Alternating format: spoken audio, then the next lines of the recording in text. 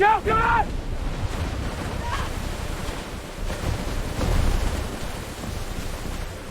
Yeah.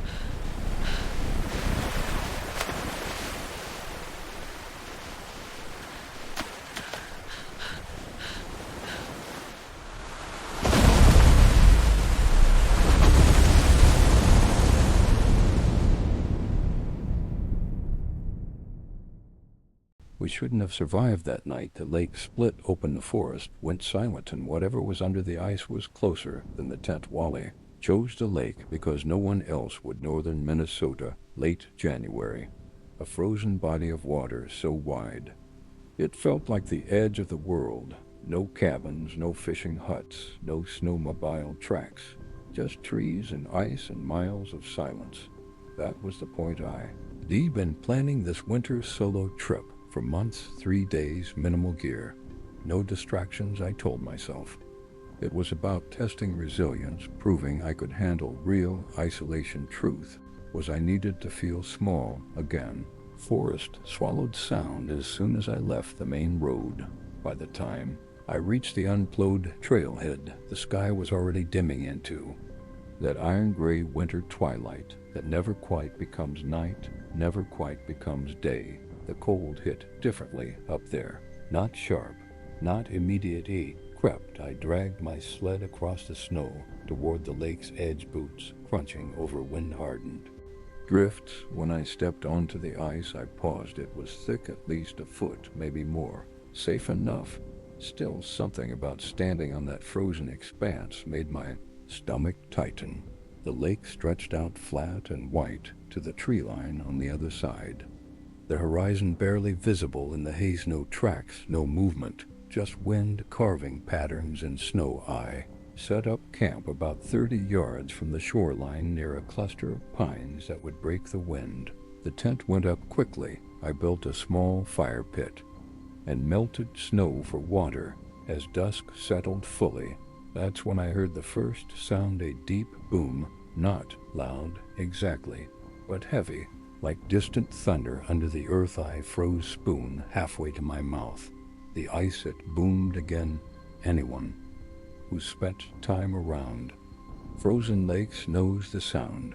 Ice expands and contracts as temperature shifts. It cracks, groans, sings. It's normal. This wasn't singing. This was measured, a low vibration that rolled across the surface and through my boots like something knocking.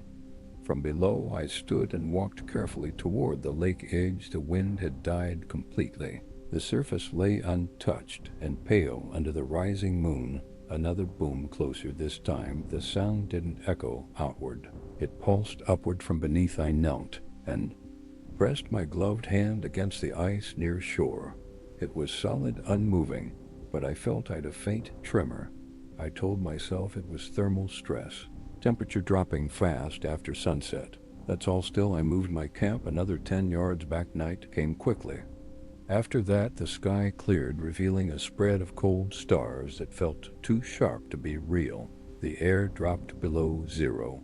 My breath froze in the beam of my headlamp inside the tent. I zipped myself into my sleeping bag and tried to relax. The forest was silent again, too silent. Around midnight, the wind picked up, not strong, just enough to hiss across the lake's surface. Then it stopped instantly, and in that absolute quiet, I heard something new. Not a boom, not a crack, a long, slow scraping sound. Under the ice moving, I held my breath. The sound traveled from one side of the lake toward the other, toward me. It wasn't random expansion. It had direction, it had weight. It dragged across the underside of the frozen surface like something massive, adjusting its position. The ice above, it didn't break it, just endured.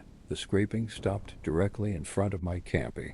Lay there in the darkness, staring at the ceiling of my tent, listening to my own pulse. Hammer in my ears. Minutes passed to nothing. Then beneath my body, through layers of snow and ground and frozen shoreline, a single heavy thud, not on the ice under it, like something had tested the barrier between us and was learning I didn't sleep. The sound beneath the ice didn't move all night.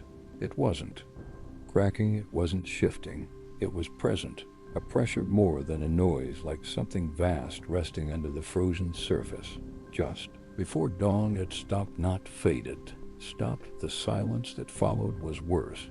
When the sun finally rose, it revealed something I knew hadn't been there before: a long fracture in the ice, not near the shore, not where the pressure ridges usually form. It ran from the center of the lake straight toward my camp, thin black line beneath the snow like a vein under skin. I told myself it was normal expansion, temperature drop, physics, nothing more. But the line hadn't been there yesterday. I decided to pack up. That's when the wind shifted. It came from the north, sudden and violent.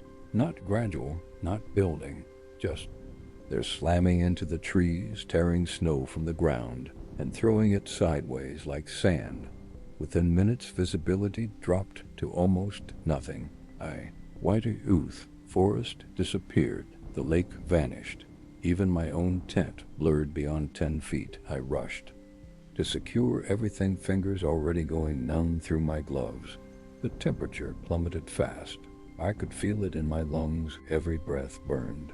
Then I heard it again, not under the ice, on the ice, dragging sound, slow, heavy, coming from the direction of the fracture. I froze. The storm howled, but beneath it, I could hear something deliberate: weight shifting, pressure compressing frozen surface. I stepped toward the lake edge, shielding my eyes, and through the blowing snow, I saw movement, not clearly, not fully, just a distortion in the white, like heat shimmer, except it was below freezing. A darker shape under the snow layer, gliding toward shore from the direction of the crack. The ice boomed beneath. Heidi stepped back. The crack widened, slightly, not enough to break, enough to breathe. I told myself, shifting plates, thermal stress, wind, vibration. But the movement adjusted when I moved, matching my position, staying parallel. Watching the storm, intensified snow filled my footprints. Within seconds, my truck was half buried already. Then the worst realization hit me. The fracture wasn't random. It was perfectly straight, perfectly aimed, from the deepest part of the lake directly to where my tent stood. Dragging sound stopped at the shoreline, right beneath my camp, and then the ice beneath my boots let out a slow, deep groan. Not cracking, yet just warning. Nature doesn't choose targets. It doesn't follow. It doesn't align. But as the wind screamed across the lake, I felt something impossible settle in my chest. The storm wasn't random. It felt timed. Then whatever had been under the ice last night was now directly below me. Storm hit before dawn, not gradually, not politely.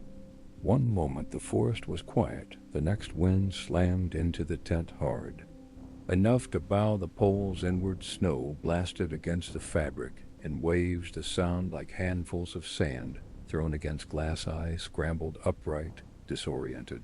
My headlamp flickered on, casting thin light over shaking nylon walls. The temperature had dropped again. I could feel it immediately, a deeper cold, the kind that burns inside your lungs. Outside, the lake was disappearing. The world beyond the tent had turned into a moving wall of white. What you did check the forecast before coming. It mentioned wind. It mentioned flurries. It did not mention this. The storm wasn't just snow. It was force. It pressed down, flattened, sound erased depth. Horizon vanished. The tree line blurred into nothing. And somewhere beneath all of it, the ice boomed louder. Then, before I stepped outside to reinforce the tent lines, leaning into the wind, so hard it felt like walking through water. Snow stung my face, cutting exposed skin. That's when I saw I'd a long fracture running across the lake's surface, starting far out and splitting toward shore. Not wide, not open, but fresh. It hadn't been there yesterday. Crack stretched straight, too straight, like something beneath had pushed upward along a single path. Another boom echoed through the storm, not thunder. This time sharper, closer. The crack widened slightly. I backed away from the shoreline. The wind roared again, drowning everything else.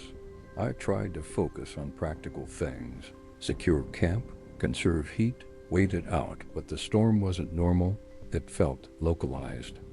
Trees behind me swayed, but the strongest gusts always came from the lake, from that fracture line, as if something below was moving with the wind by. Mid-morning visibility dropped to less than 10 feet. My tracks from earlier were already gone, I checked. My GPS signal unstable. The cold was killing battery fast. The lake boomed again, and this time I felt the vibration through the snow under my boots. Then came the sound that didn't belong. A hollow knocking, rhythmic 3 knocks. Pause. 3 knocks, not random. Expansion, not wind-driven debris. Deliberate. I stood frozen in the storm, staring at the fracture line. Knocking came again, closer to shore. The ice along the crack shifted. Snow fell into it as the line widened, just enough to swallow it, and then I saw something move beneath the surface. Not clearly, not a shape I could define, but a shadow, long, slow, keeping pace with the crack. The storm intensified suddenly, as if reacting to my realization. Wind tore at my jacket. The tent behind me bent nearly flat. Before snapping back, the crack split wider. Water surged up through part of it, dark and violently cold, before freezing almost instantly into jagged ridges. Knocking stopped. The shadow stopped directly beneath the shallow ice near shore. I couldn't breathe. The lake's surface began to tremble in small ripples, spreading outward from one point directly in front of me. Then the ice bulged upward, not breaking, just lifting, like something immense pressed against it from below. The bulge held for a long, terrible second, then dropped back down. The storm wind died completely. Silence. In the sudden stillness, I heard a sound I'd never forget, a deep inhalation from beneath the ice. Not water shifting, not pressure cracking. Breathing, slow, measured, and patient. The surface went still. The crack remained. The storm resumed, but weaker. Now, like an afterthought, I realized something then that made the cold irrelevant. The lake wasn't reacting to the weather. The weather was reacting to the lake, and whatever was beneath it wasn't trapped. It was waiting for the ice to weaken, and I had just watched it test the barrier. By nightfall, the storm was gone. Not faded, gone. The sky above the lake cleared unnaturally fast, revealing hard, sharp stars that felt too close to the earth. The wind stopped. The trees stood still. Even the air seemed to hold its breath. The temperature began to rise, not enough to feel warm, but enough to change things. I didn't sleep. I packed. Every movement felt urgent, mechanical. My fingers were stiff, clumsy. I kept glancing toward the lake, toward the fracture that had widened through the day. It no longer looked like a crack. It looked like a seam, the kind that splits open. A faint mist drifted from it, now not from cold, but from warmer water meeting freezing air. That shouldn't have been possible. Lakes don't warm from beneath in the middle of winter, unless something moves down there around. Midnight, the first section gave way. A dull, wet crack, then a tearing sound. A strip of ice 10 feet long split apart and tipped inward, vanishing into black water. The sound that followed was not splash. It was displacement, as if something heavy had shifted beneath the surface. I stepped back, heart hammering. More ice collapsed along the seam, slow and deliberate. The opening widened, jagged edges glinting under starlight. Steam rolled upward, now thick, coiling.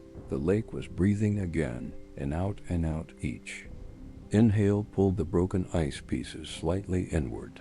Each exhale pushed ripples toward shore. I grabbed my pack and started moving. The sea started moving. The sea slightly inward. Each exhale pushed ripples toward shore. I grabbed my pack and started moving. The tree line was only 50 yards away. Beyond that, higher ground, solid earth. Halfway there, the ground trembled, not violently, just enough. I turned. The lake had split open in a long black wound, stretching nearly the entire width of the shore. Ice plates drifted apart like doors, and From the darkness beneath, something rose not, fully just enough to break the surface, a curved, smooth, massive knot.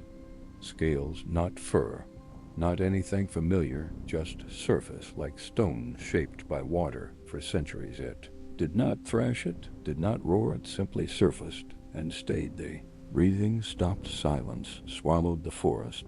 Then the stars above flickered reflections, rippled across the exposed water, except they weren't reflections. They were movements deep below, more than one. The curve sank slowly back into the black. Ice around the opening did not refreeze, it remained liquid, dark, open. The forest exhaled. The temperature dropped again, sharply, violently, the kind of drop that seals things away. By the time I reached the tree-line, frost was already crawling across the open water's surface. By morning, the lake looked untouched, no seam, no fracture, just smooth white ice stretching to the horizon. If I hadn't seen it, I would have thought it was untouched wilderness. I didn't break camp properly. I left no trail markers, no careful packing, just walked. The GPS came back to life once I reached higher elevation. The map showed the lake exactly where it should be, frozen, ordinary. There was no storm recorded, no temperature anomaly, nothing. When I reached my truck hours later, the radio crackled to life on its own, static at first, then 3 faint knocks through the speaker. Pause. 3 knocks. I shut it off. It still happens sometimes when winter hits hard and the air goes quiet, when the lakes freeze thick and people talk about how solid the ice looks late at night. I'll wake up thinking I hear something under the house, not scratching, not shifting, breathing, slow, patient, waiting for the thaw. Too, I chose the desert because it was supposed to be predictable. No sudden storms, no flash floods, no wildlife bigger than a coyote, just heat, dry, brutal, honest heat. I camped in a remote stretch of Nevada badlands, red rock ridges scattered, brush, miles of empty horizon. I'd checked the wildfire reports before coming. Nothing active in the region. The forecast said high temperatures and moderate wind. I could handle that. By midday, the air felt wrong. Not just hot, heavy, the kind of heat that presses against your chest when you breathe. The wind started shifting directions, not strong, just restless. I noticed birds leaving first. Desert birds don't waste energy, but they were flying low and fast, cutting across the sky in a single direction, north. By late afternoon, the horizon darkened, not with clouds, with smoke, thin at first, then thicker. I climbed a ridge to get a better view. 10 miles out, maybe less, a thin orange line burned across the desert floor. Wildfire. It wasn't massive, but it was moving, and the wind was pushing it sideways toward me. Packed immediately. Water, first emergency kit, no time for anything else. By the time I loaded my truck, ash had started falling, small, soft flakes drifting through sunlight like gray snow. The fire line was wider, now, not rushing, advancing. The desert doesn't burn explosively like forests. It creeps low, persistent. The problem wasn't flames, it was wind. The wind shifted again, harder this time, hotter.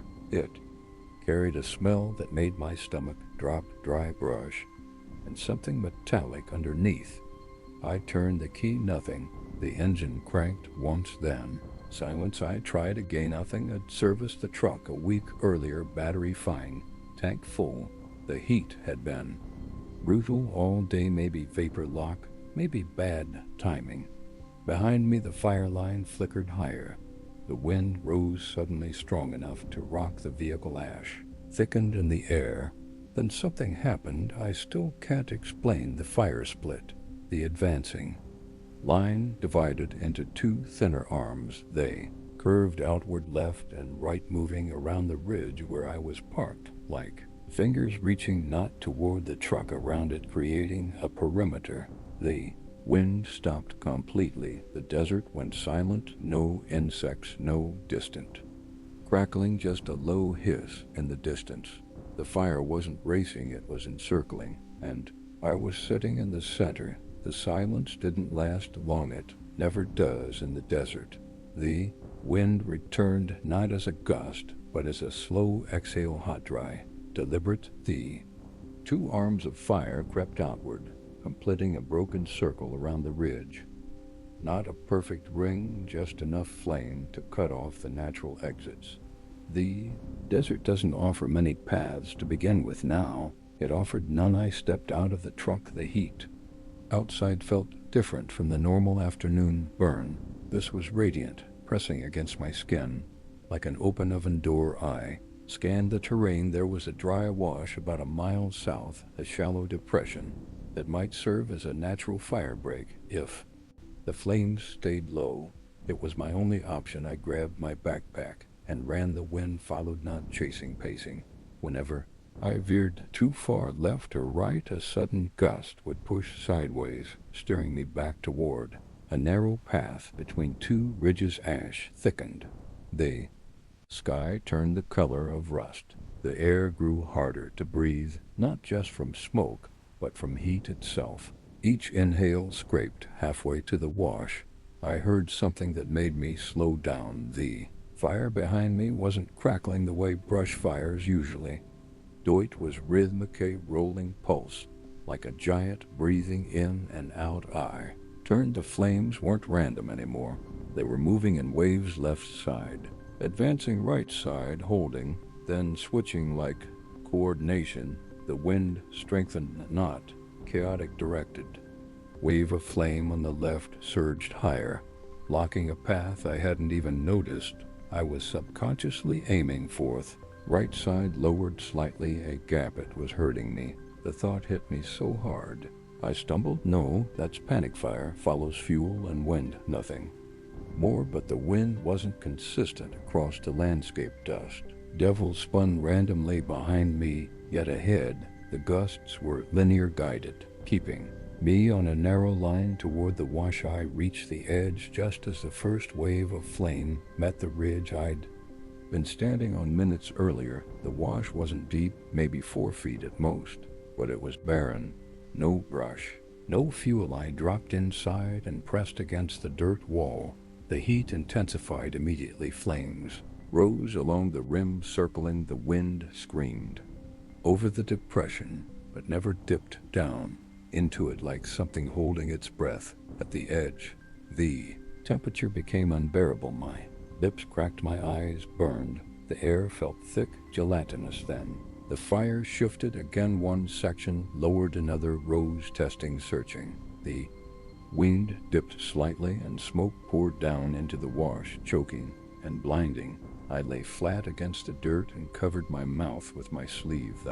That's when I noticed something that made my blood run cold. The flames weren't advancing evenly. They were forming a tighter arc, not around the ridge anymore, around the wash, closing. And the wind wasn't trying to kill me, it was compressing me, pushing heat inward, concentrating it. The desert had found its furnace. I was in the center. The roar grew louder, the oxygen thinned, the world narrowed to red light and unbearable heat. And then the wind stopped, not gradually, instantly. The flames froze in place, suspended mid-flicker. There went still, oppressive, waiting. I lifted my head. The sky above the smoke had cleared, just enough to reveal something unnatural. The fire line wasn't circular anymore. It had shifted into a long, narrow shape, a corridor pointing east, a path through the flames opened just wide enough to Rooney. Didn't question it. When fire opens a door, Rooney climbed out of the wash and bolted into the corridor. The flames on either side burned higher than before, forming walls of orange and black. Heat rolled inward from both sides, but the strip down the middle remained survivable, barely. The wind returned, but now it blew straight ahead, not against me, not from behind. It pulled like a current. Ash swirled past my face in a steady stream, all flowing east. The desert beyond the fire line looked different. No brush, no scrub, just bare, cracked earth, a natural dead zone. The fire stopped at its edge. The walls of flame leaned inward one last time, then collapsed back consuming what little vegetation remained behind. Me, the corridor closed. I stood alone on blackened soil. The roar faded, the wind soft, and just like that the fire moved on, not chasing me, not spreading randomly.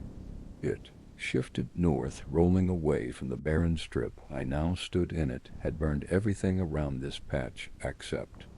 This except made turn slowly. The ground beneath my boots wasn't just dry, it was scorched long before today. Old burn scars, char, layered into the soil.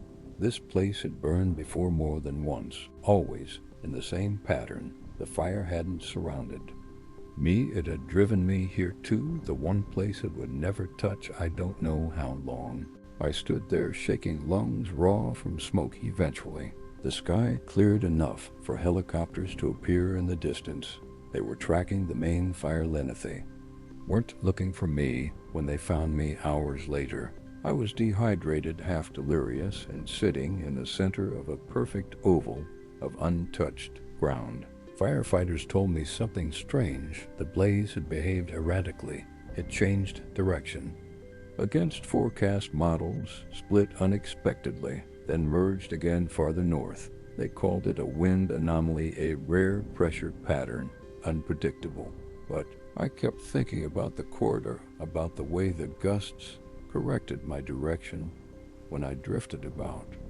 How the flames tightened only when I slowed. I returned a month later. I had too. The desert looked scarred and empty, blackened ridges, ash fields, miles of ruin.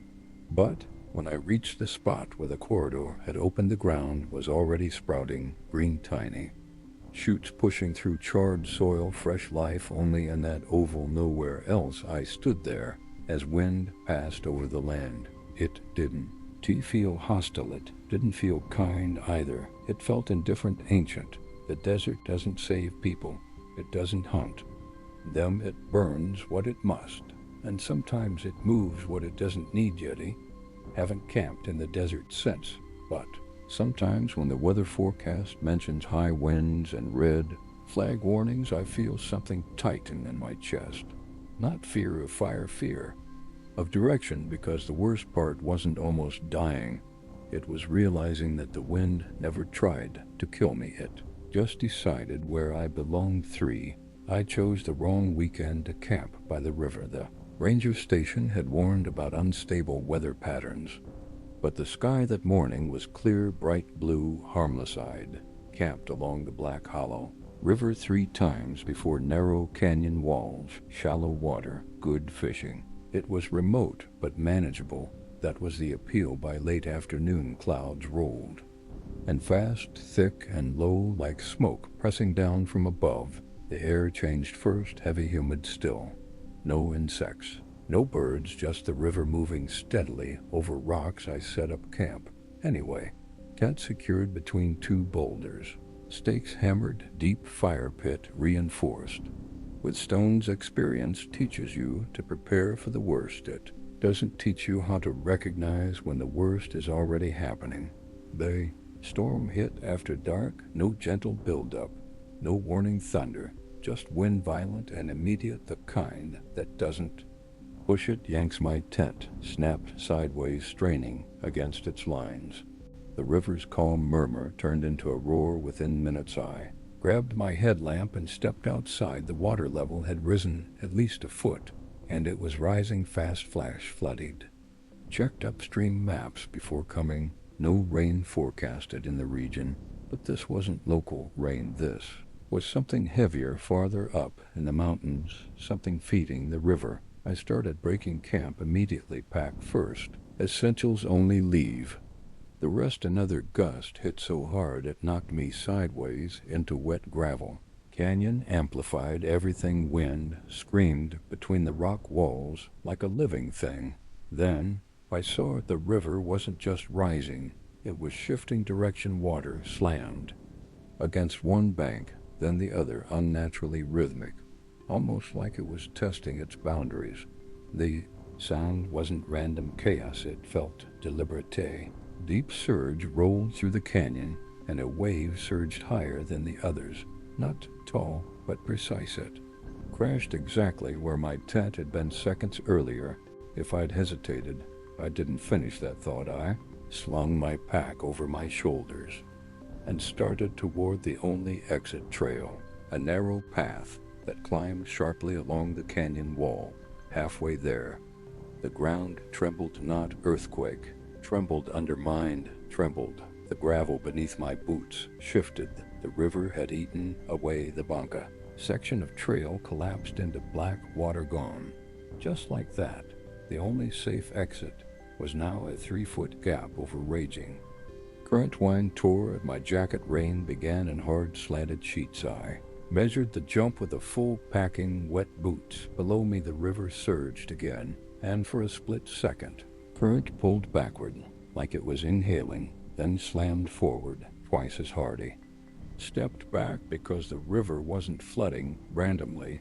It was timing itself, and it was watching me decide. I told myself it was adrenaline.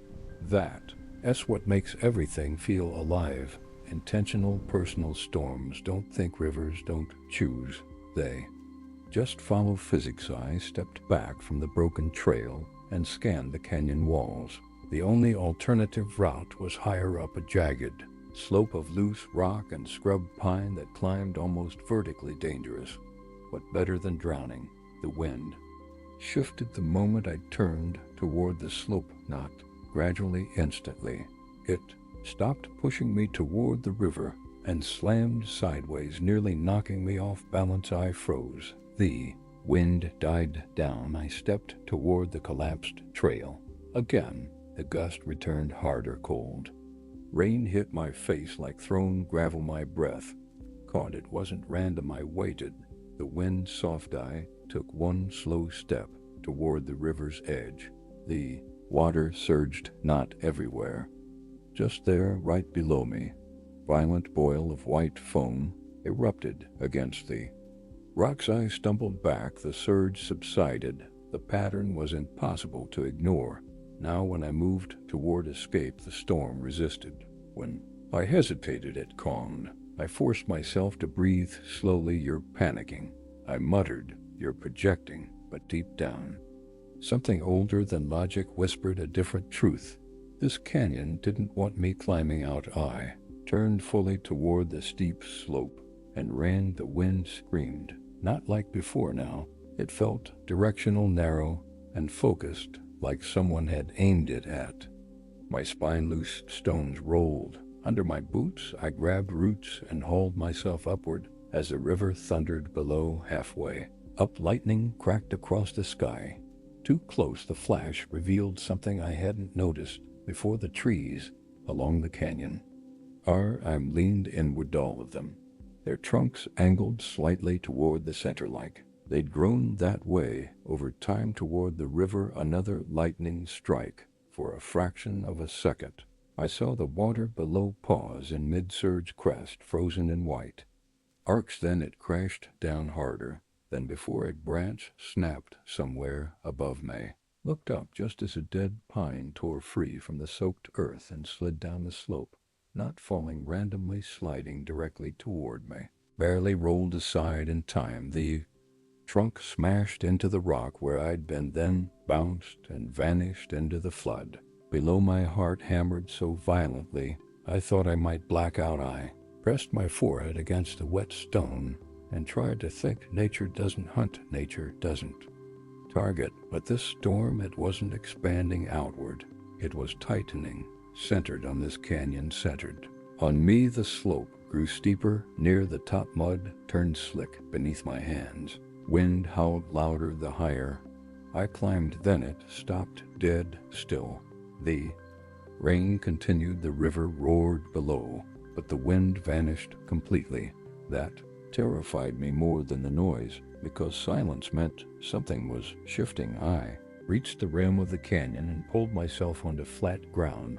The forest above was dark, dense, swaying violently in directions the wind below couldn't possibly explain. Trees bent away from me now, branches cracking, leaves thrashing, as if the forest itself recoiled. And that's when I understood the canyon hadn't been trapping me. It had been containing something, and I had just climbed out of it behind me. The river surged higher than ever before, but not toward the broken trail. Not toward my abandoned campsite. It surged upward, climbing the canyon walls. Chasing the river was climbing water, doesn't climb, it falls, it floods, it spreads. But this surge crawled up the canyon wall like something gripping stone. Not fast, not explosive, steady, relentless. The forest above me groaned under pressure. Branches whipped in every direction except one, none pointed toward the canyon anymore. The trees weren't leaning inward now, they were pulling back, retreating. Whatever lived in that narrow stretch of stone and water had just lost its container, and it wasn't staying there. I ran not down the trail. There was no trail, just dense forest and rising wind. The rain turned colder, heavier. My boots slipped in mud as thunder cracked overhead in sharp, close bursts. The ground shook beneath each lightning strike. I didn't look back. I didn't want to see how far the water had climbed, but I could hear it, not the roar of a flood anymore. Something deeper, a rolling, grinding pressure, like stone being crushed. The storm tightened around me as I moved. When I slowed, the wind eased. When I sped up, branches snapped and trees swayed violently, blocking my path. It wasn't random chaos, it was correction, redirecting, pushing, keeping me inside a boundary I couldn't see. I stopped abruptly, closed my eyes, and listened. The wind died immediately. The rain softened the forest, stilled it. Wasn't reacting to motion, it was reacting to intent. Every time I ran, I was trying to escape. The storm answered, but when I stood still, it waited. I turned slowly. Behind me, through the trees, I could see the canyon in flashes of lightning. The river had stopped climbing. It hovered near the rim, surging, but contained again. Forest wasn't chasing me. It was herding me back toward it, toward the only place that could hold. I understood then. This wasn't about me leaving. It was about balance. The canyon was a pressure valve, a funnel. Something in the geography of that place trapped violent energy, wind currents, flood surges, temperature drops. If I moved too far from it during the storm, the system destabilized. It expanded, followed. The imbalance followed me. Nature wasn't hunting, it was correcting, and I had stepped into the equation slowly, deliberately. I walked back toward the canyon rim. Storm followed, not aggressively now, but adjusting. When I reached the edge, the wind picked up again, but downward, pushing back into the chasm. The river's surface flattened slightly, not calm, contained. I didn't climb down. I didn't need toy. Just stayed there on the rim, still for what felt like hours. The storm burned itself out. By morning, rain thinned to mist, wind faded into normal forest movement. The river dropped inch by inch, like pressure releasing. When sunlight finally cut through the clouds, the canyon looked ordinary again, rough, dangerous, natural, as if nothing had happened. But my campsite was gone, erased. The trail was half collapsed, and the forest above the rim had a clear boundary, a strange arc of snapped branches and disturbed earth that marked how far the storm had reached. It ended exactly where I had turned back. I hiked out that afternoon. No GPS, malfunction, no spinning compass. Everything worked again. The ranger station later confirmed there had been severe rainfall in distant mountains. Flash flooding was unpredictable. They said wind tunnels in canyons can create strange pressure effects. They said geography can amplify storms in ways that feel unnatural. They had explanations. I didn't argue, but I know what I felt. The storm wasn't angry. It wasn't alive. It was a system correcting imbalance, and for one night I was the imbalance. You don't defeat nature. You don't outsmart it. You don't escape it. You survive it by understanding when to move and when to stop fighting. Because sometimes the wild doesn't want you dead. It just wants you back where you belong. And if you don't return on your own, it will guide you there one way or another. For we didn't plan to camp there. The storm forced us to rain. came fast and heavy, turning the trail into mud within minutes. The map showed a small emergency campsite near be no name, just a faded square symbol. There, Lina said, we'll wait it out. There were 3 of us, Milena and her cousin. Mark, all experienced, all tired. None of us wanted to keep hiking in the dark. The campsite sat in a depression between low hills. The trees around it were thin and pale, bark peeling in long strips like old paper. No undergrowth, no rocks, just bare earth. The strangest part, no smell. Forests always smell like something wet, leaves, pine, soil. This place smelled like nothing at all. We set up in silence as rain softened to a steady drizzle. Night fell quickly, unnaturally fast, like someone dimmed the world. That's when Mark spoke. You've been here before. Lina laughed. You've never camped in this state? Mark shook his head slowly. Not like that. I mean, I've slept here. I felt a chill crawl up my back. You're sure? Stared at the ground. I dreamed about it. Years ago, the fire took effort to light. When it finally caught, the flames burned low and red, barely giving off heat. Lina frowned. That's not right. Mark didn't respond. He was smiling faintly. You know what the worst part was? He said. In the dream, I didn't wake up alone. Rain stopped all at once. Total silence replaced it, like sound had been cut. Then I heard breathing, not close, not far, all around us, slow in sync, matching ours. Lina grabbed my arm. Tell me you hear that too. Before I could answer, Mark spoke again. They're waiting for us to sleep. From the darkness beyond the fire, something shifted, and then my own voice whispered my name from behind my tent. I didn't answer the voice, neither did Lina. We sat frozen, listening to the breathing circle, us rise and fall in perfect rhythm. 3 breaths, then a pause, then 3 again. Mark exhaled, slowly, smiled wider. They're getting better at it, he said. Last time it took longer. Lina snapped. At what? Mark? He blinked like he'd forgotten we were there.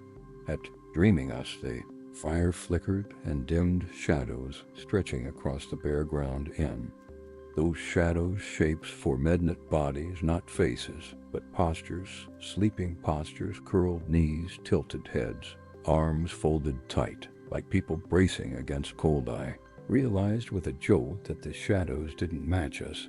There were more of them. Lina whispered. Why are there extra? Mark laid down beside the fire. Just lay down. No warning? Mark, don't, I said, moving toward him. He didn't respond. His chest rose and fell normally, eyes closed. Peaceful. Then he spoke. Not awake. I can see you both, he murmured. You're standing where you always do. Lina shook him hard. Wake up. His eyelids fluttered, opened, but his gaze didn't focus on us. It focused through you, as you're already asleep, he said gently. You just don't know it yet. The breathing grew louder, closer. I felt pressure behind my eyes, like exhaustion crashing down all at once. My limbs felt heavy. The ground looked inviting in a way that scared me more than anything else. Lina slapped her own face hard. No, no, no. The shadows shifted. One of them lifted its head. Fire flared briefly, and for a split second I saw what was casting them. Figures lying just beyond the firelight, dozens, wrapped in the same stillness, faces calm, mouths slightly open, breathing in sync. They weren't bodies, they were impressions, like the forest remembered where people had slept and kept them. Mark sat up suddenly. His eyes were round, too reflective, catching firelight like glass. They don't want to hurt us, he said. They want to rest. The breathing sensed again. My knees buckled. Lina grabbed my collar. Stay awake, she hissed. If you sleep here, you don't wake up alone. Mark stood. He walked toward the darkness, toward the waiting shapes. They need someone to start the dream, he said over his shoulder. They always do. The shadows parted. The forest inhaled, and Mark stepped into sleep without lying down. Lina dragged me back from the edge of the firelight dome. To look at them, she whispered, but it was impossible not to. The figures beyond the light were clearer now, not solid, not transparent. More like heat distortions in human shape. Dozens of people lying in invisible sleeping bags, their chests rising and falling in perfect rhythm. Mark stood among them, not lying down, just standing watching us. "Come on," he said softly. "It's easier if you accept it." The shadows on the ground shifted again, and this time I saw something worse. Each shape in the dirt had a slight depression in the earth, as if someone had slept there for years without moving. Forrest wasn't remembering it, was keeping. Lena shook her head violently. "We're leaving." She grabbed her pack. I grabbed mine. We didn't fold the tents. We didn't put out the fire. The moment we stepped beyond the ring of red light, the breathing changed. It stopped matching ours. It matched Mark's low, patient. We walked fast at first, then slower. The trees didn't look the same. The pale bark peeled in long strips that swayed slightly, though there was no wind. The ground felt softer, almost padded. "Are we going uphill?" I asked. "We were supposed to," Lena said. But the land was flat, too flat. After 5 minutes of walking, we saw our fire still burning low and red right in front of us. We had walked in a circle. Mark was gone, but there was a new depression in the dirt near the fire, fresh shaped, like someone who had stood still for a very long time. Lena stepped back. The breathing started again. This time only 2 rhythms. I felt it immediately. The third breath had disappeared. Mark S was no longer separate. It had joined them. Lena's hand tightened around mine. "We stay awake," she whispered, "all night, no matter what." The forest responded. A soft rustling, not wind, not animals' movement beneath the soil. The depressions in the dirt began to deepen slowly, as if invisible bodies were settling in more comfortably. I felt the pull again, heavier than before. My thoughts slowed, my vision blurred at the edges. Lena slapped me. "Hardened," she said. "If you fall asleep, they'll finish the shape." "What shape?" I muttered. She pointed to the ground beside the fire. There was a faint outline forming my outline. Exact angle of my shoulders, the tilt of my head. The earth was learning me. Something moved behind Lena. I looked up. Mark stood at the edge of the trees again, but he was lying down, standing upright, but lying down, his body bent at impossible angles, like gravity had changed direction for him. "You don't disappear," he said calmly. "You just keep dreaming here." His eyes were closed, yet he walked. The breathing grew louder, not around us, under us. Ground felt hollow, like we were standing on a lung. Lena screamed and ran. This time I didn't hesitate. We sprinted blindly into the dark, not caring about direction. Branches slashing at our faces. Breathing followed, closer, faster, matching our panic. Then silence. Cold morning light hit my eyes. Birds whined. Normal forest smell, wet pine and soil. I was alone, backpack beside my. No tents, no fire, no depressions in the earth, just ordinary ground. I stumbled to my feet. Lena was gone. I called her name. Only birds answered. Later search teams would say there was no emergency campsite on any map, no depression between hills, no pale trees. They said exhaustion can cause shared hallucinations. They said fear can distort memory. But I know what I saw, because sometimes when I fall asleep, I wake up there for a few seconds, the fire burning low and red, the pale trees surrounding me, the breathing slow and patient, and beside the fire too, fresh depressions in the dirt. One already finished, one still shaping itself around someone who hasn't fully fallen asleep yet. And every time I wake up back home, more tired than before, as if I never truly left, as if the forest is still waiting for me to lie down properly. We lost daylight too fast. That was the first thing that felt wrong. The forecast had promised clear skies, and the sun was still high when we left the trailhead. But somewhere between the ridge and the valley, the forest thickened, swallowing the light. Like it was sinking into water. There were 4 of us, my girlfriend Anna, and 2 friends, Mike and Joel. Nothing extreme. A single night camp, in and out. The trail marker was old, barely legible, half covered in moss. Someone had scratched a symbol beneath. "Ida," rough circle with a vertical line through the center. Trail art. Mike said probably kids. The forest didn't agree. We walked shadows, stretched unnaturally long, sliding ahead of us, instead of following behind by the time we reached the campsite. It felt like late evening, but my watch said 4:18 p.m. The clearing was small, uneven, pressed into the hillside, like it didn't belong there. Trees leaned inward, their branches interlocking, overhead forming a broken ceiling. Anna stopped short. Why, is it already dark? She was right. The light above the canopy was dull and gray, like the sky had dimmed without warning. No sunset, no transition, just night arriving early. We set up camp quickly, nerves buzzing, telling ourselves it was just the terrain valley. Shadows, optical tricks, the fire lit easily too easily.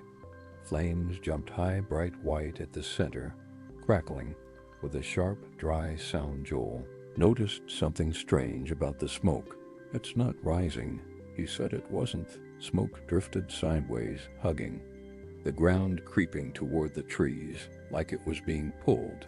Then the forest answered. A bell rang, not close, not far, a single hollow chime, echoing softly through the trees. Anna laughed nervously. Someone hiking with gear. Another chime, same tone, same distance. Mike frowned. Bells don't echo like that. The sound came again, closer, from a different direction. Joel stood. Okay, that's enough. I'm checking. Before anyone could stop him, he stepped beyond the firelight. The darkness swallowed him instantly. Joel, I called. No. Answer. Then his voice came back from the opposite side of the clearing. I'm here, he said calmly. You guys hear that bell too? Anna grabbed my arm hard. That's not where he went. The bell rang again, right behind us, and this time it was answered by something else ringing back from below the ground. The answering bell didn't fade, it sank. The sound dropped downward, as if pulled beneath the earth, leaving behind a pressure that made my ears ring. The ground under our boots vibrated faintly, like something massive had shifted far below us. Joel, Mike shouted again. This time Joel answered immediately. From everywhere. I'm right here, his voice said, overlapping itself, echoing from the trees, the slope, the darkness behind the tents. Why are you whispering? Anna's breathing turned shallow. He sounds closer than he should. Mike checked his phone. No service, batteries draining fast. He looked at my watch. 4:18 p.m. still. That's impossible, I muttered. I tapped the glass. Nothing changed. The fire flared, suddenly burning. Taller, whiter shadows jumped across the clearing, stretching and breaking against the tree trunks. For a brief moment, the light revealed something carved into the bark around us. Not symbols, tall, narrow grooves, repeated at eye level, hundreds of them, like someone had rung a bell here over and over and marked each time. Anna noticed, too. Why didn't we see those before? Because the light hadn't been right before. The bell rang again, closer than ever. Joel stepped out of the darkness at the edge of the clearing. He looked fine at first glance, the same jacket, same muddy boots, but he was smiling. Too much jaw, stiff eyes, unfocused, like he was concentrating on holding his face together. You guys okay? He asked. Mike rushed toward him. Where the hell did you go? Joel tilted his head. I never left. The ground beneath Joel's feet was wrong, slightly sunken, like the earth had softened just for him. Anna whispered. Ask him what time it is. Did. Joel glanced at his watch. It's late. We missed it. Missed what? Mike demanded. Joel's smile twitched. The crossing. The bell rang again directly beneath Joel. The ground split open, not violently, gently, like a door being eased open from below. Darkness breathed upward, carrying cold air and the faint smell of damp stone and rusted metal. Far below, dim shapes moved, each one swaying slightly, as if suspended bells, hundreds of them, hanging in rows beneath the forest floor, all gently rocking, chiming out of sync. They mark the hours, Joel said softly, but time doesn't move. The same here. Stacks. Mike backed away. You're not Joel. Joel looked almost offended. I'm the part that stayed. The bell chorus grew louder. The trees leaned inward again, branches creaking, closing the clearing tighter. The sky above darkened further. Pressing down, Anna grabbed my hand. We need to leave now, whatever that thing is. It's anchoring him here. Joel stepped forward. The earth welcomed him, closing around his boots. Like mud, though, it made no sound. If you stay, he said gently, you'll hear it too. The bell that's meant for youth. Fire went out. Total darkness swallowed the clearing, and somewhere below us a new bell began to ring, slow, deliberate, waiting to be claimed. I don't remember deciding to remember the ground tilting, the darkness pressing in, and Anna screaming my name as Mike grabbed his pack and bolted uphill. I followed, dragging Anna with me, branches tearing at our clothes like the forest was trying to slow us down behind. The bells rang faster, not louder, faster, like time was trying to catch up. The clearing collapsed behind us, not physically, but spatially. Distances stretched and snapped back. Trees we passed reappeared in front of us again, slightly rearranged. Mike tripped and fell hard when I pulled him up. His face had gone gray. It's still 418, he gasped. It won't change. The bell tone deepened. Something moved alongside us in the dark, matching our pace, staying just beyond sight. Sometimes it sounded like Joel, sometimes like Anna. At one point, Anna stopped. Dead. What if we already missed it? She whispered. The forest answered by ringing directly above us. We burst onto the trail just as the sky began to lighten. Not sunrise, but a pale, sickly gray like dawn viewed through fog. The bells stopped. Silence rushed in, heavy and complete. We didn't stop running until we hit the road. When we finally turned back, the forest looked normal. Birds sang cautiously. Sunlight filtered through the trees. My watch jumped 602 m. Mike stared at the tree line. Where's Joel? We waited. We shouted. Nothing answered. Search crews came later. Dogs lost the trail at the old marker with the scratched symbol. Rangers said no bells had ever been reported in the area, but they did mention something else occasionally. Hikers complained. That night came too early in those woods, and sometimes just before dusk, people heard a single bell ring, as if marking the hour. Someone never left. Anna refuses to camp anymore. Mike took his watch off and threw it away. Me sometimes when the sun sets too fast. I listen carefully just to make sure the night hasn't started counting again. 6. We weren't supposed to camp there. The ranger station was closed. The trailhead sign was half-fronted, and the forest service map marked the area with a simple note, and no warnings, no reasons given, which to us felt like an invitation. There were 3 of us, Caleb and Josh, longtime friends, experienced campers, the kind who liked places without rules or other people. The hike in took longer than expected. The trail narrowed until it barely qualified as one, then vanished altogether. We followed old blazes on trees, faded orange paint, decades old. That's comforting. Josh joked. Means people were here once. The campsite sat in a shallow bowl between hills, surrounded by tall trees packed so tightly their branches intertwined overhead. The ground was clear of debris, almost swept too clean. Caleb noticed it first. No animal tracks. He was right. No prints, no scat, no disturbed earth, just smooth dirt and pine. Needles pressed flat. We set up anyway. As dusk settled, the forest felt attentive. Not quiet. Talavut focused like every sound had a direction. Our fire struggled. Flames flickered low, bending inward instead of rising. Smoke didn't drift, it pooled above the pit like a ceiling.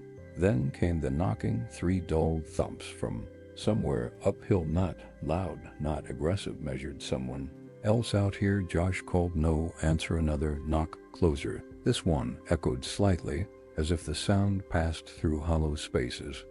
Before reaching us, Caleb frowned. That's not wood on wood. The third knock came from behind us. Josh turned fast, sweeping his flashlight across the trees. The beam caught movement, not a persona. Shape retreating behind a trunk chute tall, two thin joints. Bending at the wrong angles, it moved without sound, like it slid rather than walked. "Did you see that?" Josh whispered. "Yes," I said. Caleb didn't respond. He was staring into the dark, head tilted, listening. "Try knocking back," he said quietly. Josh laughed. Nervously, "What do you mean back?" Caleb swallowed. "Earlier, when we were hiking, the way we tapped our poles on rocks, 3 taps, 3 knocks." A chill crawled up my spine. The forest answered again. 3 knocks perfectly, timed closer. And this time something else followed. A voice, not speaking words, just the shape of a voice pushing air through something that hadn't learned how to use it. Yet it came from every direction at once. Josh backed toward the fire. "That's someone messing with us," the voice tried. Again it sounded almost human, almost. And it said my name. I didn't answer. None of us did. That should have been the end of it. A trick of sound, wind twisting through branches, our nerves filling in the gap, that the forest didn't move on it. Waited. Caleb took a step toward the trees before either of us could stop him. "Caleb," Josh hissed. "Don't." Caleb froze like he just realized he'd moved without deciding to. His face had gone pale, eyes unfocused. "It sounded like you," he said to me. Same tone, same hesitation. Another voice joined the first, Josh's voice. "Hey," it called softly from uphill. "Come here a second." Josh swore under his breath. "That's not me." Fire guttered, shrinking to embers. The darkness between the trees thickened, no longer just absence of light, but depth, distance. Something stepped forward, not fully, just enough for us to register its outlinea, tall, incomplete silhouette, edges fraying like smoke. Where its face should have been, there was only shadow, until it tried again. My voice helped make Caleb answer. "Do you hear?" he said automatically. The thing shifted its posture, change shoulders, settling head, tilting, mirroring Caleb's stance perfectly. Josh grabbed him. "Stop talking. Don't respond." Caleb blinked hard. "I didn't mean to." The forest answered with 3 knocks again, closer now, almost inside the clearing. I realized then that the knocks weren't coming from trees. They were coming from the ground. Something struck the earth from below, slow and deliberate, like testing the thickness of a ceiling. The dirt near the fire bulged slightly, then settled. Josh whispered, "It's under us." The voice changed. It stopped copying us. It blended us. Fragments of my voice, Josh's laughter, Caleb's breathing, stitched together, wrong, overlapping. "I walked here with you," it said. Shapes moved between the trees. Now not one, many, tall, thin, still learning how to stand. Caleb covered his ears. "It's recording us." "No," I said. "It's practicing." One of the shapes stepped into the firelight. It didn't cast a shadow. Its limbs were 2 long joints, inverted skin, reflecting firelight like wet bark. Where its face should have been, there were 3 impression suggestions of faces pressed from inside, trying to get out. It lifted a hand and knocked on the air 3 times. The ground answered beneath you. Say, crack ran through the dirt, splitting the clearing like a scene. Heat rose from below it, fire, but something old and stagnant, like air trapped underground for centuries. The thing spoke again. This time it used Caleb's voice perfectly. "You'll stay," it said. Caleb stopped resisting. Josh screamed his name, dragging him backward, but Caleb went limp, smiling faintly. "It knows how now," he murmured. "It just needs one of us to finish learning." The ground split wider. Something beneath the clearing shifted, and the forest leaned in to listen. The crack in the ground stopped widening, not because it couldn't. Bess, it didn't need to anymore. Caleb stepped forward on his own. Josh lunged for him again, but the ground shifted suddenly, deliberately, and Josh stumbled, falling hard onto his side. Dirt beneath him felt wrong, too smooth, too warm. The thing in the firelight straightened. It was closer now, close enough that we could see details we hadn't before. Its Skin wasn't skin, it was layer spine, needles, dirt fragments of bark and bone pressed together like something trying to remember a body. Shapes moved beneath the surface, slow and deliberate, rearranging faces, not copies. Attempts. It was lonely. Caleb said calmly. I stared at him. Caleb, that's not your thought. He smiled gently, the way he used to when explaining something obvious. It learned the sounds first, then the words. But words aren't enough. The forest responded with sound, but with pressure. Trees creaked inward, roots shifted beneath the soil. The clearing felt smaller, tighter. Like a mouth closing. Josh crawled toward me. It wants a reference. He whispered something to anchor to the thing. Nodded yes. It said, using all three of our voices layered together. A voice that stays. The knocking began again, not three, the steamy, steady rhythm. Heartbeat slow. The ground beneath the crack opened just enough to reveal darkness below it. Empty darkness, but depth, space, a chamber beneath the clearing, its walls pulsing faintly, like lungs breathing. The jeeling, this breathing, this spot, seeks a chamber beneath the clearing, its walls pulsing faintly, like lungs breathing. Shapes between the trees stepped closer. They were less wrong now, more balanced, better at standing. Caleb took another step forward. This place listens, he said. That's all it's ever done. People come, they speak, they leave. It forgets. Josh screamed. Don't you dare. Caleb turned once, eyes clear. Said someone always stays, that's why the stories exist. He stepped into the crack. The ground closed around him. Instantly, no blood, no struggle, just silence. The thing in the firelight exhaled, and then it spoke again, this time perfectly. Thank you for visiting. It said in Caleb's voice alone. The clearing relaxed, the trees straightened, the crack vanished, the shapes withdrew into the forest, dissolving into shadow and bark and distance. Fire went out. Morning came too quickly, Josh, and I ran until the trail found us again. The blazes were fresh now, bright orange, like they'd been painted. Recently, rangers never found a missing person. They never found a clearing, but locals talk about a place deep in the woods where the forest answers you if you speak. Too loudly sometimes. Hikers hear a man calling for help. He sounds calm, familiar, and if you answer, the woods knock back 7. The river was the reason we chose the site, wide, slow, and shallow enough to cross without boots.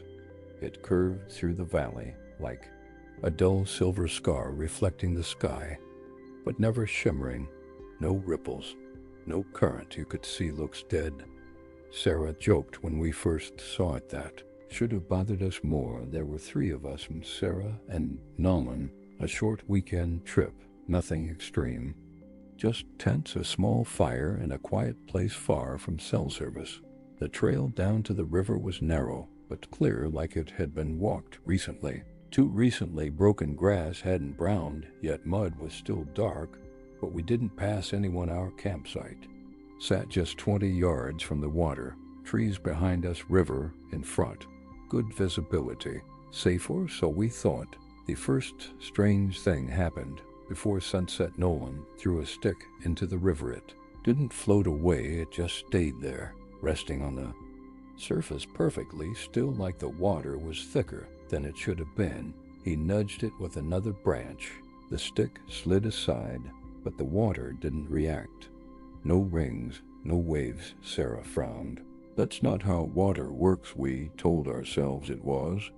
An illusion. Angle of light, calm surface. Dinner tasted fine. The fire behaved normally. The forest sounded a live, birds settling, insects starting their course, but the river never changed. No sound, no movement, no reflection shift. As the sun dropped, when night came, the stars reflected on it too clearly, like a mirror laid flat on the ground. That's when we heard the splash, loud, sudden, close. All 3 of us snapped toward the river. The surface was disturbed faintly, a single circular ripple expanding outward, then stopping, frozen mid-motion. The ring hung there, half-formed, like time had stuttered. Nolan stood. I'm checking that he walked to the bank, shining his flashlight across the surface. The beam didn't scatter it. Stopped like the light hit glass. What do you see? Sarah asked. Nolan didn't answer. He crouched and reached toward the water. Didn't touch it. I said too late. His fingers broke the surface. The ripple collapsed instantly, the water snapping back into perfect stillness. Nolan recoiled, gasping. It's warm, he said. Way too warm. Sarah wrapped her arms around herself. Rivers aren't warm at night. Another sound came from downstream. Not a splash, a step slow, careful, heavy, then another, each one accompanied by a brief distortion on the water's surfaces. If something was walking underneath it toward us, the river finally moved, and it was coming upstream. The footsteps stopped. The river didn't. Surface began to change, not flowing, not rippling, but sliding like a massive sheet of glass being shifted. Inch by inch, stars stretched into thin lines, then snapped back into place. Nolan backed away from the bank, clutching his hand. His fingers were red, almost blistered, like he'd touched something heated from within. I heard something, he said. Sarah shook her head. What do you mean, heard? Nolan swallowed. When I touched it, there was a sound, not water. Something deeper. He pressed his palm to his ear, like he was trying to block it out. It's still there. The river let out a low groan, not loud, subsurface, like pressure shifting in the earth. The sound vibrated through our boots, through the ground itself. The forest went quiet again, but this silence was different. Not waiting, listening, Sarah grabbed the radio from her pack and turned it on. Static burst out, then cut sharply into a steady tone hum, the same pitch as the sound beneath the river. She turned the dial. The hum followed, and no matter the frequency. Nolan dropped to his knees. It's counting, he whispered. I stared at him. Counting what? He looked up, eyes wide and unfocused. Steps. Every time something crosses. Sarah frowned. Crosses what? The river shifted again, closer now. Bank had moved, not arided, relocated. The water line crept forward, swallowing grass without wetting it. The ground didn't darken. It simply vanished beneath the surface, preserved perfectly, like an image sealed under glass. Our footprints disappeared one by one. That's not water, Sarah said. It's not a river. Nolan laughed suddenly, a sharp, hysterical sound. It's a road. The hum deepened. Something pressed upward from beneath the surface, just a shape, just a suggestion of mass. The water bulged, holding its form without breaking. A footman sharp, then another, walking inside the river. Sarah screamed and grabbed my arm. We have to leave now. But Nolan stood. I think I'm supposed to stay, he said calmly. No, I said. Your nose turned toward the river, eyes shining. It knows me now. The surface split, not splashed, split. A narrow opening formed, perfectly vertical, like a door being unsealed. Warm air rolled out, carrying the smell of wet stone and old metal inside. The river, there was space, depth, a corridor stretching away beneath the surface, lined with smooth, reflective walls. Footsteps echoed from within, approaching. Sarah dragged Nolan backward with all her strength. He resisted weakly, like part of him was already elsewhere. The opening sealed instantly. The river snapped back into stillness. Silence returned. Nolan collapsed, shaking violently. It doesn't like being interrupted, he sobbed. We packed in minutes, hands shaking, refusing to look at the water. As we turned to leave, Sarah froze there. Weren't three of us when we came, she whispered. I looked back. The campsite was wrong. 4 sets of gear, 4 shadows cast by the fire. 4 reflections on the river's surface, and one of them was already standing in the water. None of us moved. The 4th reflection stood perfectly still, ankle deep in the river. Its outline matched mine height, build even the way the shoulders slew Shedbutt. It didn't cast a shadow. The firelight passed through it, slightly bending. Wrong. That's not me, I said. Nolan stared at it, tears running freely. Now it is just not finished. The reflection lifted its head and smiled. The river answered with a deep, satisfied The sound rolled through the valley like a held breath. Finally released Sarah, grabbed my pack. We leave. We don't look back. The reflection took a step forward. The water didn't part. It accepted it. The figure sank smoothly, vanishing without a ripple, like it had always belonged beneath the surface. Nolan screamed. He bolted toward the river, movements jerky and uncoordinated, like he was being pulled by something invisible. I tackled him hard, knocking the wind out of him. "Let me go," he shrieked. "IT needs me to finish the COG." The river surged for the first time, real motion waves, crashing outward, soaking the bank, dragging dirt and roots into itself. The surface shattered into chaos reflections, breaking apart into countless fragments of stars and faces. Something rose, not fully, just enough, a shape beneath the water, toe, hollow, humanoid, its form defined by absence rather than mass. Inside its shapes moved people, reflections, folded into one another like layers of glass. The hum became a voice, not words. Memory. I saw flash us campfires on the same bank, decades apart. Different people, same silence. Each time someone stepped into the river, each time one person remained behind, wrong, somehow incomplete. Sarah screamed my name. I turned. She was already halfway across the river, walking. The water held her weight like solid ground. "Sarah, stop," I shouted. She looked back, once eyes empty, calm. "It already took your place," she said. "Now it needs mine." She stepped forward, vanished. The river calmed instantly. Glass shostes. Went limp in my arms, unconscious. I don't remember leaving, only running. Only daylight breaking through trees as I burst onto the trail, dragging Nolan behind me. Rescue teams found us hours later. They asked about Sarah. They asked about the campsite. They found nothing. No river, just a dry, rocky channel winding through the valley. Dust settling where water should have been. Nolan doesn't camp anymore. Neither do I sometimes, though I hear it, a low hum beneath running water, beneath rain, beneath my own blood. And when I do, I count my steps, because I know the river is still out there, waiting to finish what it started. 8. We chose the spot because it didn't exist. No reviews, no photo, no comments arguing about whether it was still safe. Just a faint clearing marked on an outdated forestry map, somewhere between two ridgelines where the road narrowed into gravel and then into nothing. Perfect. There were 4 of us, my brother, Evan, and a couple we'd met through a hiking forum. Lucas and Renee, experienced enough to know what we were doing, cocky enough to think that mattered. The drive-in was wrong from the start. The forest closed around the road, tighter the farther we went. Pines leaned inward like they were listening. GPS dropped out completely about 15 minutes before we reached the clearing, but we didn't care. Evan joked that it felt old school. Lucas laughed and said that's how all the best places were. The clearing appeared suddenly, like someone had carved it out with intention, perfectly circular too.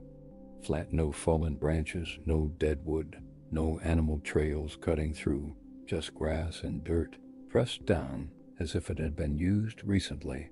But there were no tire tracks, no footprints. Looks maintained. Renee said it's public land. Lucas replied people pass through. I didn't argue, but my stomach tightened. Forests don't keep things tidy. Not like that. We set up camp anyway. As evening crept in, the forest felt muted. Wind moved the treetops, but the lower branches stayed still. Insects were there, but quieter than they should have been. No distant birds, no random rustling. When the fire caught the flames, leaned sideways away from the trees. Evan noticed it, too. Weird draft. The smoke didn't rise. It slid along the ground, curling around the edges of the clearing, like it was tracing a boundary. That's when Lucas found the first marker. Not a sign, not a carving, a line in the dirt. Perfectly straight. Too straight to be natural. It ran along the perimeter of the clearing, shallow, but deliberate, like something had dragged a blade or a heavy edge through the soil. There were Moria full circle Renee, crouched, touching it with her fingertips. This wasn't erosion, no, I said quietly.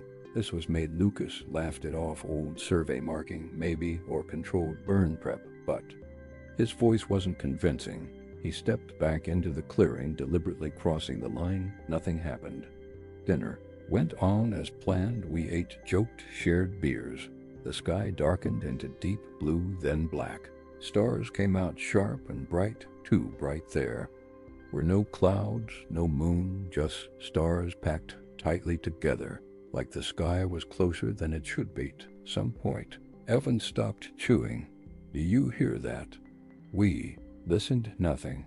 That was the problem. No crickets, no wind in the grass, no distant night calls. The forest had gone completely silent, as if it was holding its breath. Then, from somewhere beyond the tree, Lena, footsteps slow. Heavy, careful, not approaching, just circling. We all looked toward the darkness.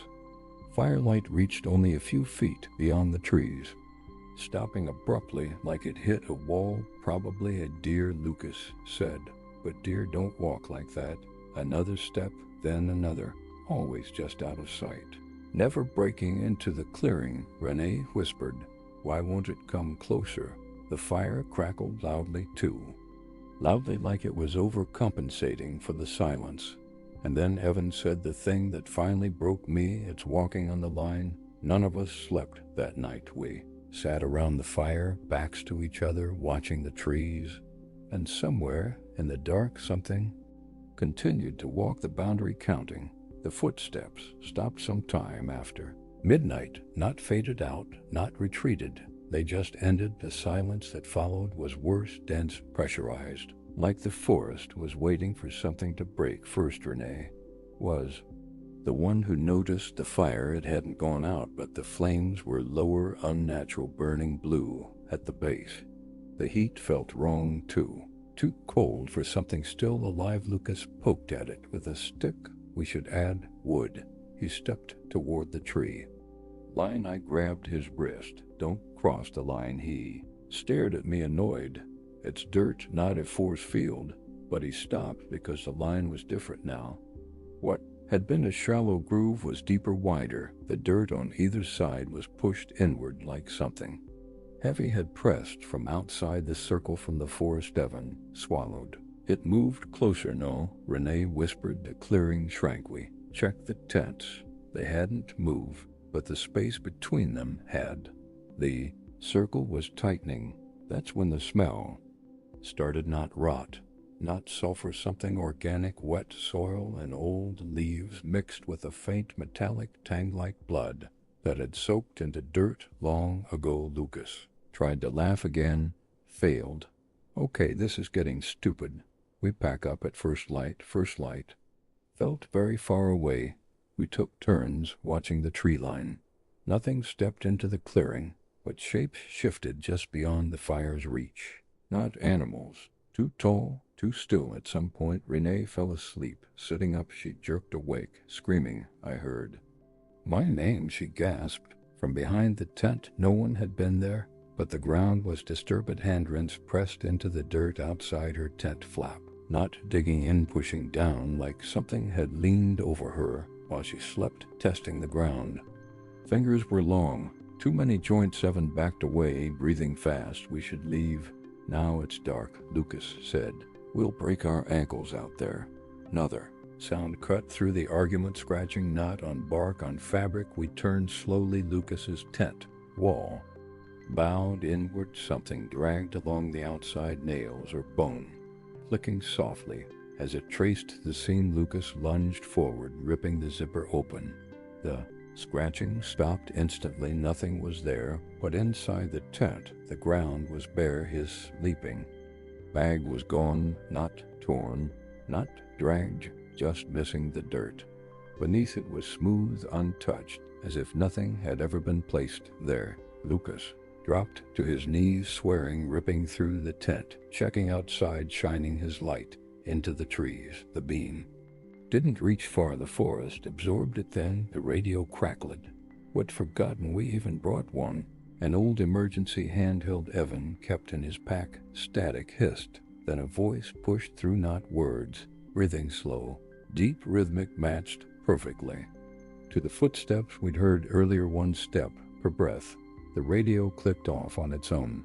That's when the line shifted again. It crossed into the clearing, just a few inches, but enough. Renee started crying quietly. "It's not keeping us out," she said.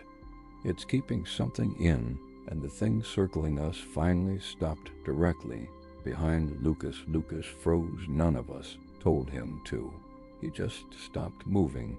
The air behind him felt thicker, like humidity before a storm. The fire bent away from that spot, flames stretching sideways, trembling. "Then turn around, Evan," whispered Lucas. Didn't answer. Slowly his shoulders relaxed too. "Relaxed? I think it's okay," he said calmly. "It's not doing anything." The voice was his, the tone wasn't. Renee shook her head, tears streaming down her face. "That's not how you sound." Lucas took one step backward. The ground didn't give it, accepted him. His boot sank slightly into the dirt, like stepping onto soft clay. The line beneath him blurred, smoothed over, erasing itself. "Lucas, stop," I said. "Come back inside the circle." He turned. His face looked normal. At first glance, the same beard, same tired eyes, but something was off in the way he held himself, like a bad imitation. "Wearing his skin I already did," he said. "I crossed hours ago." Trees leaned inward, not visibly, not dramatically, just enough to feel the fire died. Total darkness rushed in, broken only by starlight, and even that seemed dimmer now, as if something above us had shifted. Lucas stepped backward again. This time he didn't sink. He vanished, not dragged, not pulled. One moment he was there, the next space he occupied simply folded, closed, like he'd never existed. Renee screamed his name and ran toward the spot. The ground where Lucas had stood was flat, featureless, untouched. The circle was whole again. Smaller Evan grabbed Renee and dragged her back, both of them shaking violently. "We leave," he said, "right now." "But the line," I started. "I don't care." He stepped over it. Nothing happened. Renee followed. Then me. The forest didn't chase us. It didn't need to. The trees rearranged themselves as we ran, paths subtly bending, slopes appearing where none should exist. Our lights flickered, sounds echoed wrong, coming back, delayed, distorted. At one point, I looked back. The clearing was gone, not hidden, gone. Just uninterrupted forest, dense and ancient, like no open space had ever existed there at all. We burst onto the road at dawn, filthy, bleeding, gasping like we'd surfaced from deep water. Evan collapsed onto the gravel, laughing and crying at the same time. Renee didn't stop staring at the trees. Weeks later, we filed a missing person report. Lucas Carter, camper, last seen entering public land. No body found, no campsite found, no clearing found. The ranger we spoke to was quiet for a long time. Then he said, "People think the wilderness is empty." He closed the folder. "Some places just haven't finished deciding what they're for, yet he still camp. But I don't stay in clearings that look too perfect, and if I ever see a line in the dirt, I don't cross it, because sometimes the forest isn't keeping you safe, it's deciding whether you belong." 9. We chose the site because it was quiet, too. Quiet. In hindsight, it was late autumn, just before the first real snow. No tourists, no families, no RVs. The ranger station was technically still open, but the man behind the desk barely looked up when we signed in. He slid the map across the counter and circled one campsite with a dull pencil. "Waned. Doesn't reach it," he said. Then, after a pause, "and sound doesn't travel well there either." I laughed at that thought. It was a joke there. We're 3 of us, me, my brother Daniel, and his friend Mark. We'd done dozens of trips like this Appalachian backcountry. No cell service, no trails. Once you got deep enough, the hike in was uneventful. That should have been reassuring, but the forest felt compressed, trees growing too close together, undergrowth thick enough to force us into single file. The light faded faster than it should have, swallowed by branches overhead. When we reached the campsite, the first thing I noticed was the ground. No leaves everywhere else in the forest. Autumn had layered the earth in browns and reds. Here the dirt was bare, packed, almost polished, like something heavy had been moving through it repeatedly. Mark pointed it out too. Probably deer, he said, or elk butt. There were no tracks, no hoof prints, no scat, no signs of feeding, just flattened earth and wide looping paths around the clearing. We set up camp anyway. By the time the fire was going, the forest had gone completely still. No insects, no wind. Even the fire sounded wrong, the crackling muted, as if the air itself absorbed sound. That was when Daniel stopped mid-sentence. Did you hear that? We listened. Nothing. Then faintly from somewhere beyond the tree line came a sound that didn't belong. Branch snapping. Not. The sharp crack of breaking wood, the slow, wet sound of pressure being applied and released. Mark shined his flashlight into the trees. Beam seemed shorter than it should have been. The darkness swallowed it after just a few yards. Probably a bear. He said too quickly. I didn't answer, because bears make noise. Whatever had snapped that branch had done it carefully. As the fire burned lower, the smell changed. Not smoke, something metallic, like damp, iron, like blood, diluted in water. Daniel leaned closer to me and whispered, I feel like we're being waited. Oni laughed again. That night none of us slept, and sometime after midnight the paths around our campsite began to deepen. The fire should have burned out around 2. It didn't, no matter how low the flames dropped. The embers never died. They glowed a dull, unhealthy red, like they were feeding on something other than wood. Every time one of us reached to add a log, the forest answered with that same sound again. Pressure, release, slow steps around the clearing, not circling us exactly, tracing those flattened paths. Daniel checked his watch. It's still 12:47. He tapped it, shook his wrist. The second's hand moved, but the minute hand didn't. That was when we realized something worse. The sounds weren't random, they were synchronized. Step A, pause, another step, always 3 beats apart. Mark whispered, whatever it is, it's pacing. We turned off our flashlights at the same time, instinctively, like animals trying not to be seen. The darkness pressed in immediately, thick and close, but the sounds became clearer without the light, breathing low, controlled, not labored, not animal. And then came the smell again, stronger now. That iron tang mixed with wet earth and rot had made the back of my throat burn. Something passed between 2 trees at the edge of the clearing. It blocked the starlight for just a second. Too tall, too narrow. It didn't move like a creature crossing space. It moved like space rearranging itself around a shape. Daniel's hand clamped onto my arm hard, enough to hurt. He didn't look at me. He was staring straight ahead. Follow it with your eyes, he whispered. Predators, track movement that should have been comforting. It was Becca's predators also stalk the steps, stop, silence, return, but this time it felt deliberate, like something was listening for us. Minutes passed, maybe hours. Time had lost meaning. The fire popped once loudly, and all 3 of us flinched. From behind us, right at the tree line, something exhaled. Warm air brushed the backs of our necks. Not a growl, not a sniff, a measured breath. I didn't turn around. None of us did. Then, from the opposite side of the clearing, another breath answered it, and another 3 points. A triangle. Mark's voice cracked. There's more than one. That's when the ground shifted, not violently, subtly. The flattened paths we'd noticed earlier began to sink further, deepening like ruts after rain. Dirt slid inward, pulled by invisible weight. Whatever had been circling us wasn't light, it had mass. It was stepping closer. The fire finally died. Complete darkness. And then right next to my ear, a voice that wasn't a voice said my name, not spoken, recognized I.